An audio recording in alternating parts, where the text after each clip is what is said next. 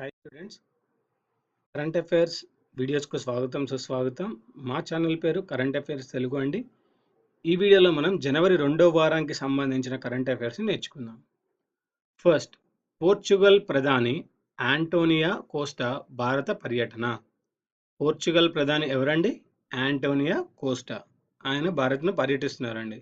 So ఆయన ఎప్పుడు పర్యటిస్తున్నారు, ఆయన వచ్చినప్పుడు మనం ఏ ఒప్పందాలు చేసుకుంటాం అనేది ఇప్పుడు చూద్దామండి. పోర్చుగల్ ప్రధాని ఆంటోనియా కోస్టా భారత్ పర్యటనలో భాగంగా ప్రధానమంత్రి నరేంద్ర మోదీతో విస్తృత చర్చలు జరిపారు. ఈ సందర్భంగా రెండు దేశాల మధ్య జనవరి 7న రక్షణ, భద్రత, ఐటీ, పునరుత్పాదక ఇంధన వనరులు తదితర అంశాలకు సంబంధించి 7 ఒప్పందాలు జరిగాయండి. సో భారత్కి పోర్చుగల్ ప్రధానికి మధ్య భారత్ ప్రధాని నరేంద్ర మోడీ, పోర్చుగల్ ప్రధాని ఆంటోనియా కోస్టా మధ్య ఎన్ని ఒప్పందాలు కుదిరాయండి? మొత్తం జనవరి 7న మొత్తం ఈ ఒప్పందాలన్నీ కుదిరాయండి. ఎన్ని ఒప్పందాలు? 7 ఒప్పందాలు. రక్షణ, భద్రత, ఐటీ, పునరుత్పాదక ఇంధన వనరులు తదితర అంశాలకు సంబంధించిన 7 ఒప్పందాలు కుదిరాయండి. నెక్స్ట్, బెంగళూరులో 14వ ప్రవాసీ భారతీయ దినోత్సవం. బెంగళూరులో 14వ ప్రవాసీ భారతీయ దినోత్సవం. 14వ ప్రవాసీ భారతీయ దివస్ బెంగళూరులో జనవరి 7న ప్రారంభమైంది. సో 14వ ప్రవాసీ భారతీయ దివస్ ఎప్పుడు ప్రారంభమైంది? బెంగళూరులో జనవరి 7న ప్రారంభమైంది. ఈ కార్యక్రమానికి ముఖ్య అతిథిగా భారత సంతతికి చెందిన సురినామ్ దేశ ఉపాధ్యక్షుడు మైకేల్ అశ్విన్ హాజరయ్యారు. 14వ ప్రవాసీ భారతీయ దివస్ బెంగళూరులో జరిగిన కార్యక్రమం జనవరి 7న ప్రారంభమైందండి. దీనికి ముఖ్య అతిథిగా భారత సంతతికి చెందిన సురినామ్ దేశ ఉపాధ్యక్షుడు మైకేల్ అశ్విన్ హాజరయ్యారండి. నెక్స్ట్, దేశంలో తొలి అంతర్జాతీయ ఎక్స్చేంజ్ ప్రారంభం. దేశంలో తొలి అంతర్జాతీయ ఎక్స్చేంజ్ ప్రారంభం. భారత తొలి అంతర్జాతీయ ఎక్స్చేంజ్ ఇండియా ఇంటర్నేషనల్ ఎక్స్చేంజ్ను ప్రధాని నరేంద్ర మోడీ జనవరి 9న ప్రారంభించారు. భారత తొలి అంతర్జాతీయ ఎక్స్చేంజ్ ఇండియా ఇంటర్నేషనల్ను ప్రధాని నరేంద్ర మోడీ జనవరి 9న ప్రారంభించారు. గుజరాత్లో 3 రోజుల పాటు జరగనున్న వైబ్రెంట్ గుజరాత్ గ్లోబల్ సమ్మిట్ 2017లో భాగంగా ఐఎన్ఎక్స్ను బిఎస్సి ప్రారంభించింది. సో భారత్ తొలి అంతర్జాతీయ ఎక్స్చేంజ్ని ఎవరు ప్రారంభించారండి? ప్రధాని నరేంద్ర మోడీ. దీన్ని ఎప్పుడు ప్రారంభించారండి? జనవరి 9న. నెక్స్ట్, గుజరాత్లోని 3 రోజుల పాటు జరగనున్న వైబ్రెంట్ గుజరాత్ గ్లోబల్ సమ్మిట్ 2017లో భాగంగా బిఎస్సి ఈ ఎక్స్చేంజ్ని ప్రారంభించిందండి. నెక్స్ట్, తెలంగాణలో అనాథ పిల్లలకు ఎస్సీ హోదా. తెలంగాణలో అనాథ పిల్లలకు ఎస్సీ హోదా. తెలంగాణ రాష్ట్రంలోని అనాథ పిల్లలకు ఎస్సీ హోదాతో పాటు ఎస్సీ రిజర్వేషన్ను కల్పించనున్నట్టు ముఖ్యమంత్రి కె చంద్రశేఖరరావు గారు జనవరి 5న ప్రకటించారు. తెలంగాణ రాష్ట్రంలోని అనాథ పిల్లలకు ఎస్సీ హోదాతో పాటు ఎస్సీ రిజర్వేషన్ను కల్పించనున్నట్టు ముఖ్యమంత్రి కె చంద్రశేఖరరావు గారు జనవరి 5న ప్రకటించారండి. నెక్స్ట్, బాబర్ 3 క్షిపణిని పరీక్షించిన పాకిస్తాన్. బాబర్ 3 క్షిపణిని పరీక్షించిన పాకిస్తాన్. అణ్వస్త్ర సామర్థ్యం కలిగిన అత్యాధునిక క్షిపణి బాబర్ 3ని పాకిస్తాన్ జనవరి 9న విజయవంతంగా పరీక్షించింది. అణ్వస్త్ర సామర్థ్యం కలిగిన అత్యాధునిక క్షిపణి బాబర్ 3ని పాకిస్తాన్ జనవరి 9న విజయవంతంగా పరీక్షించింది. హిందూ మహాసముద్రంలో నీటి లోపల మొబైల్ లాంచర్ నుంచి దీన్ని ప్రయోగించారు. హిందూ మహాసముద్రంలో నీటి లోపల మొబైల్ లాంచర్ నుంచి దీన్ని ప్రయోగించారు.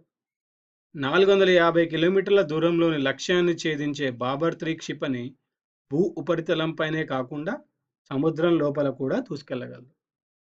450 కిలోమీటర్ల దూరంలోని లక్ష్యాన్ని ఛేదించే బాబర్ 3 క్షిపణి భూ ఉపరితలంపైనే కాకుండా సముద్రం లోపల కూడా దూసుకెళ్లగలదు.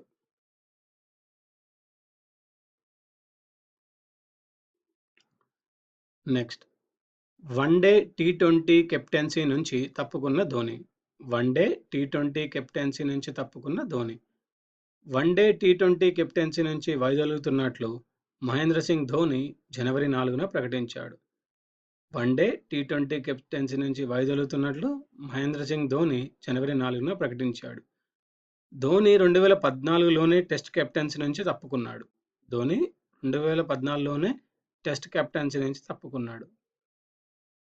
కెరీర్‌లో 283 వన్‌డేలాడిన ధోని 9,000 పరుగులు చేశాడు. కెరీర్‌లో ఎన్ని వన్‌డేలాడాడు ధోని? 283 వన్‌డేలాడాడు ధోని. అందులో 9,000 పరుగులు చేశారు.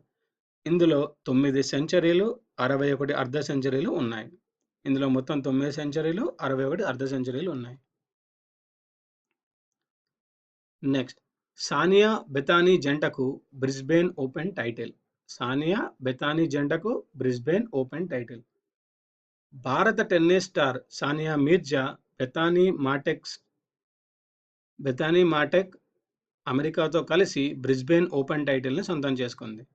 భారత tennis star Sania Mirza Bethanie మాటెక్తో కలిసి బ్రిస్బేన్ ఓపెన్ టైటిల్ని సొంతం చేసుకుంది.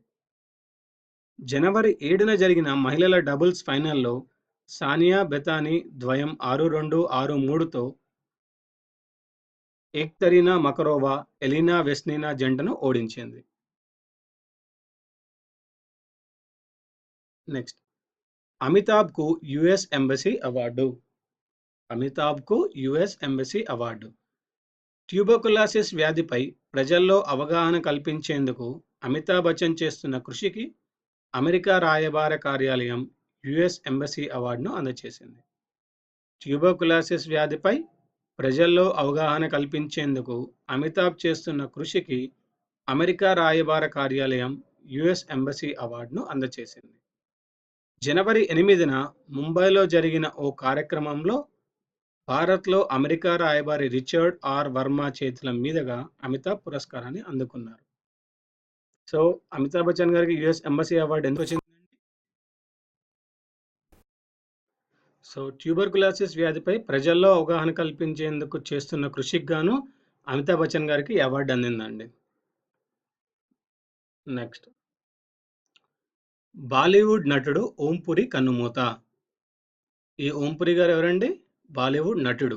ప్రముఖ బాలీవుడ్ నటుడు ఓం పురి జనవరి 6న ముంబైలో కన్నుమూశారు. 1976లో ఘాసీరామ్ కొత్వాల్ అనే మరాఠీ సినిమాతో తెరాంగేట్రం చేసిన Om Puri Ardh Satya, Aakrosh, East is East వంటి పాపులర్ చిత్రాల్లో నటించారు.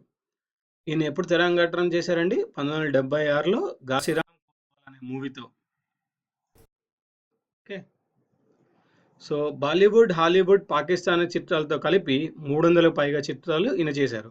బాలీవుడ్, హాలీవుడ్, పాకిస్తానీ అన్ని చిత్రాల్లో ఈయన వర్క్ చేశారండి. మొత్తం పైన 300లకు పైగా చిత్రాలు చేశారు ఈయన. జియోనీ బ్రాండ్ అంబాసిడర్గా విరాట్ కోహ్లీ. జియోనీ బ్రాండ్ అంబాసిడర్గా విరాట్ కోహ్లీ. జియోనీ బ్రాండ్ అంబాసిడర్గా ప్రముఖ క్రికెటర్ విరాట్ కోహ్లీ ఎంపికయ్యారు. జియోనీ బ్రాండ్ అంబాసిడర్గా ప్రముఖ క్రికెటర్ విరాట్ కోహ్లీ ఎంపికయ్యారు.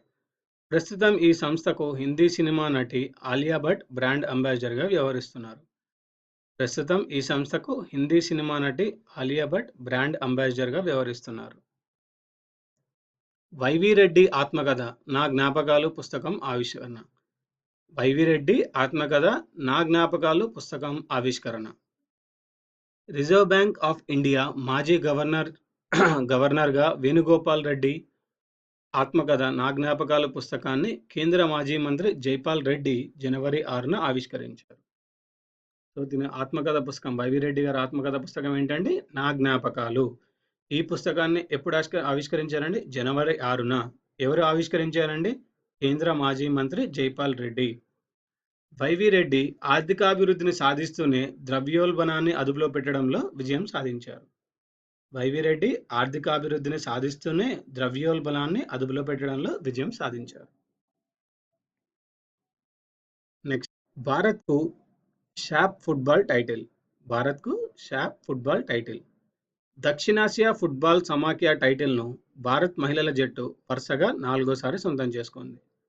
దక్షిణాసియా ఫుట్బాల్ సమాఖ్య టైటిల్ను భారత్ మహిళల జట్టు వరుసగా 4వసారి సొంతం చేసుకుంది. భారత్ 2010, 2012, 2014లో ఈ టోర్నీలలో విజేతగా నిలిచింది. భారత్ 2010, 2012, 2014లలో ఈ టోర్నీలలో విజేతగా నిలిచింది. హాక్ ఐ యాప్కు జాతీయ అవార్డు. హాక్ ఐ యాప్కు జాతీయ అవార్డు.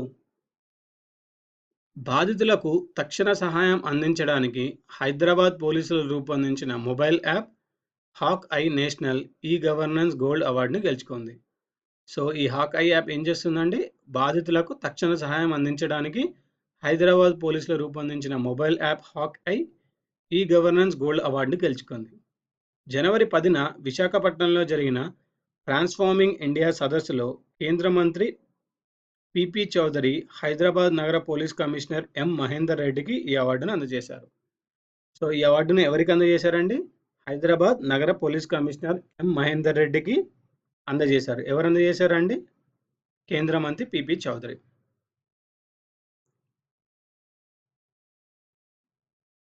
ఇవండి ఈ వీడియోలోని జనవరి నెలకి సంబంధించిన జనవరి 2వ వారానికి సంబంధించిన కరెంట్ అఫైర్స్. ఈ వీడియో మీకు నచ్చినట్టయితే లైక్ చేయండి, సబ్స్క్రైబ్ చేయండి, షేర్ చేయండి. వచ్చే వీడియోలో మరికొన్ని కరెంట్ అఫైర్స్‌తో కలుద్దాం.